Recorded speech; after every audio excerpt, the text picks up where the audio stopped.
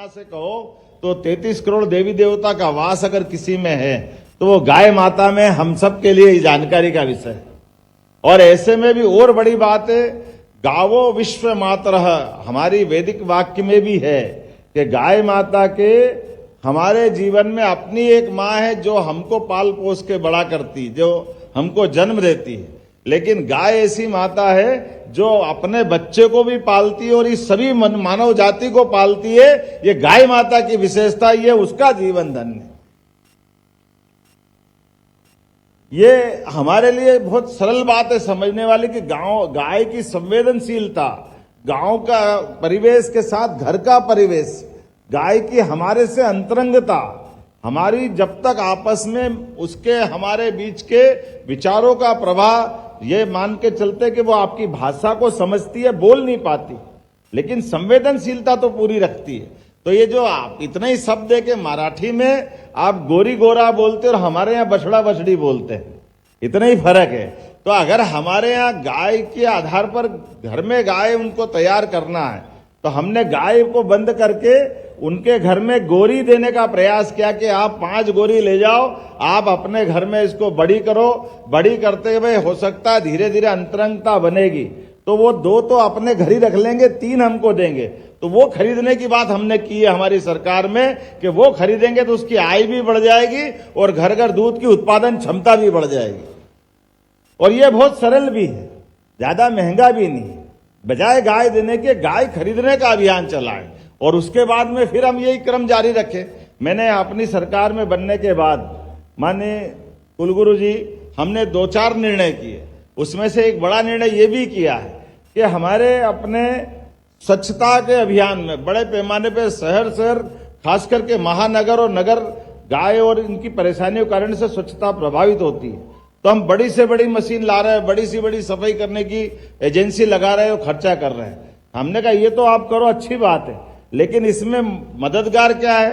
तो मददगार मशीन की मददगार से दूसरी खर्चे की व्यवस्था तो बढ़ रही है, लेकिन मूल समस्या जो गाय घूम रही गली गली, तो हमने कहा ऐसी सारी गायें, गौ माताएं जो वृद्ध है, अपाहिज है, लावारिस है, या खेती का हमारा रकबा बढ़ गया तो चरनों ही खत्म हो गई, तो वो जो छूट के आ रही है, ऐसी सारी गायों के लिए नगर स्तर पर, जैसे भोपाल में हम कल ही भूमि पूजन करने वाले हैं, 10,000 की गौशाला भोपाल में बना रहा, 10,000 15,000 15,000 की गौशाला नगरीय क्षेत्र में बना रहे।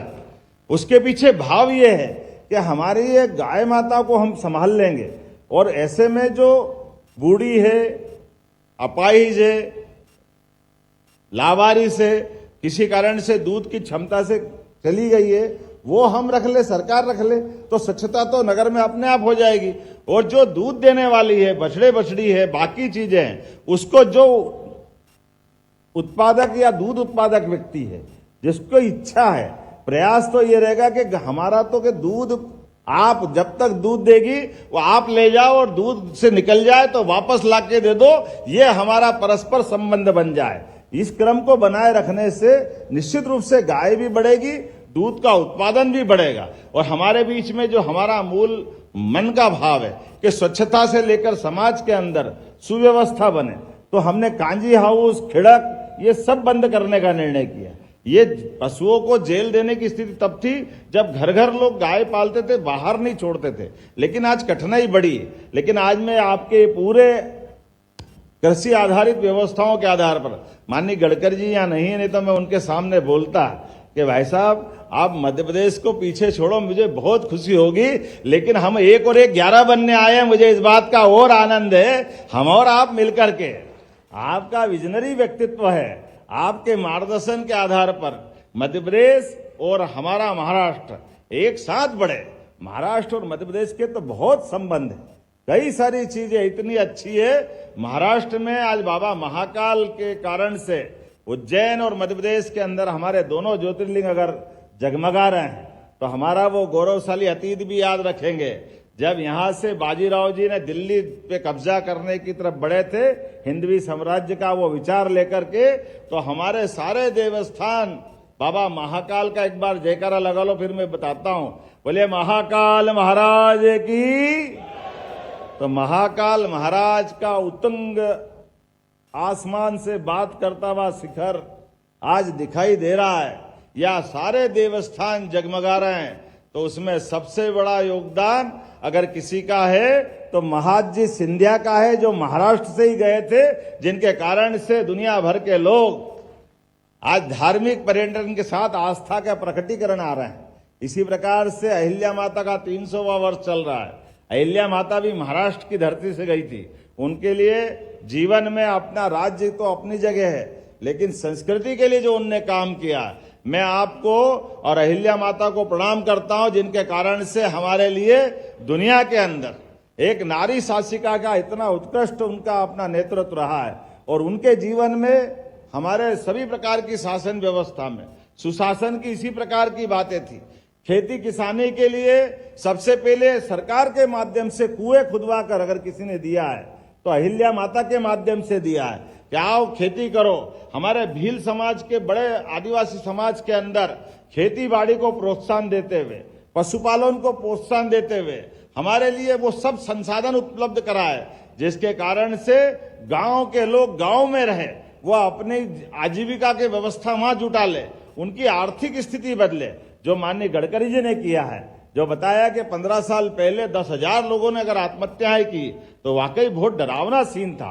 विजनरी व्यक्तित्व तो वही होता है जो इस कि परेशानी अगर समझ में आ गई तो परेशानी को जान करके डॉक्टर को बीमारी पकड़ में आ जाए तो सच्चा डॉक्टर है वो जो इसका इलाज कर दे। मैं मान के चलता हूं इस मामले में हमारे सामाजिक इस व्यवस्थाओं के सच्चे डॉक्टर अगर कोई है तो हमारे गडकरी जी हैं। जोरदार अभिनंदन करो हमारे अपने नेतृत्व का, हमारे अपने नेता का, जिन्होंने एक एक करके कितनी सारी बातें बताई आज के इस दौर में। और ये बात बिल्कुल सही है कि हमारे लिए आज के समय में टेक्निक का, दक्षता का विशेष महत्व है।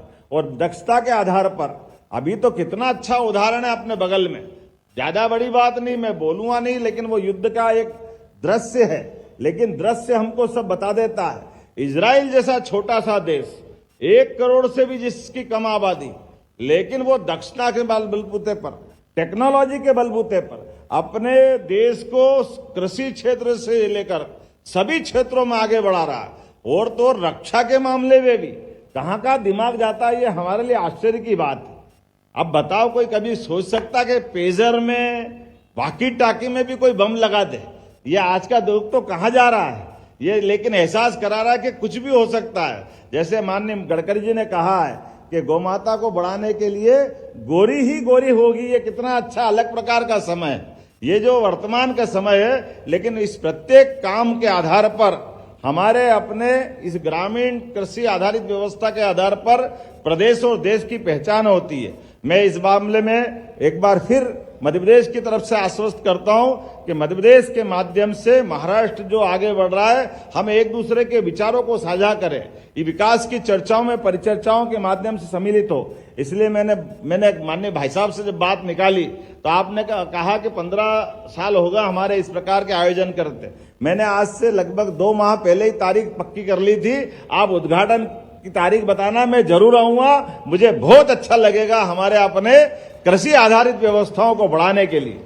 सच्चे अर्थों में बड़े बड़े कल कारखाने खुलना चाहिए, बड़े पैमाने पे वहां रोजगार मिल जाए, अलग बात है, लेकिन घर घर आय का साधन बढ़ जाए, इसमें कृषि आधारित व्यवस्था ही सब कुछ है। इसके आगे कुछ नहीं हो सकता है। इसमें उसी प्रकार की व्यवस्था है, हमारी खेती की आमदनी प्रॉफिट की बने, बागवानी प्रॉफिट की बने, पशुपालन हो जाए, घर घर मछली पालन, जो जिस व्यवसाय में लगता है, जिस प्रकार से जिंदगी जीता है, प्रत्येक क्षेत्र में आगे बढ़ने के अवसर मिलना चाहिए। और आगे बढ़ने के अवसर के साथ साथ उसका उत्पादन भी बढ़े। लेकिन आज ये इस मंच पे मैं देख रहा हूं, जो मुझे सीखने की बात है, उत्पादन भी बढ़ा रहे हैं और उत्पादन को खपाने के रास्ते भी ढूंढ रहे हैं। तो यहां भारत तो भारत, मदर डेयरी को बुलाया अपनी जगह, लेकिन अरब के भी हमारे व्यापार इस व्यवसाय से जुड़े व्यक्ति के माध्यम से भविष्य में हमारे लिए उत्पादन के बाद उसका योग्य बाजार ढूंढने का दृष्टिकोण भी रखा है। मेरी अपनी ओर से इस पूरे आयोजन की बधाई। और भाई साहब, मैं आपसे निवेदन करूंगा कि कल हमारे मंत्री और कुछ अपने अधिकारी को भेजूंगा। इस प्रकार का मॉडल हमारे यहाँ भी लग सकता है कि जहां समूचा एक प्रकार से 2-4 दिन के बीच अपने ये जो 4 दिन का मेला लगा, ये असली में मेला नहीं है, ये भविष्य के सुशासन की और समृद्धशाली भारत और प्रदेश के बनने की इसमें नींव डली है। मैं एक बार फिर इस आयोजन में आप सबका वंदन करता हूं, अभिनंदन करता हूं और हृदय से आभार भी मानता हूं। बहुत बहुत धन्यवाद। भारत माता की जय।